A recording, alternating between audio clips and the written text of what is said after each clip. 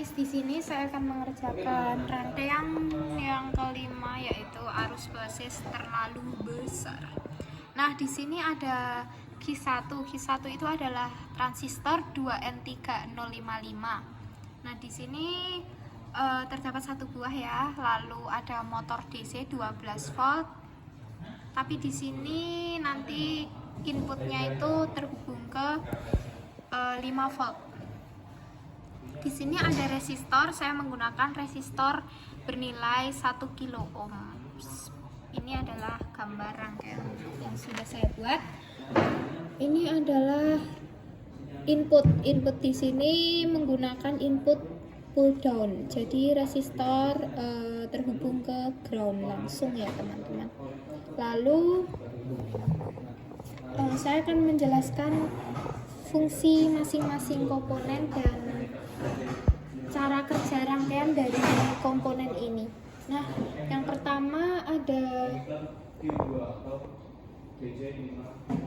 Q1. Q1 ini adalah transistor 2N3055.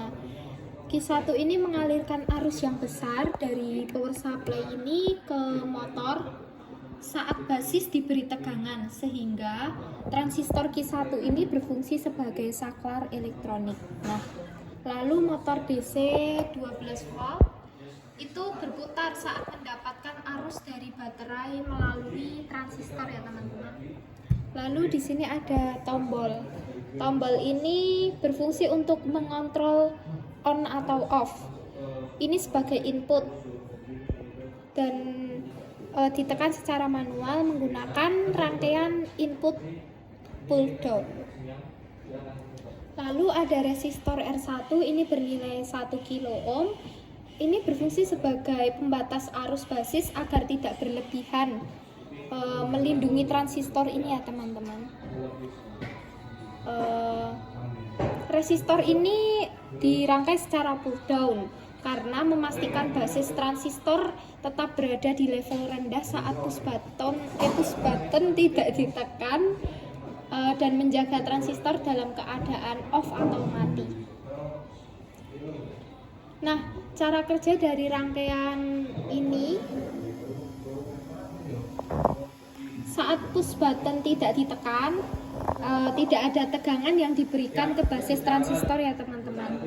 Nah, transistor 2N3055 ini berada dalam kondisi off sehingga tidak ada aliran arus dari kolektor ke emitor dan motor tidak berputar.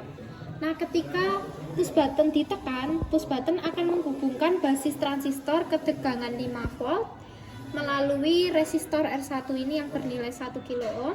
Lalu arus akan mengalir ke basis transistor dan membuat transistor ini aktif. Ketika transistor aktif, arus dari power supply akan mengalir melalui motor dan kolektor emitor pada transistor membuat motor akan berputar. Lalu kita akan langsung saja mengetes rangkaian. Jadi ketika tidak ditekan, tidak ada gerakan motor, dan ketika ditekan,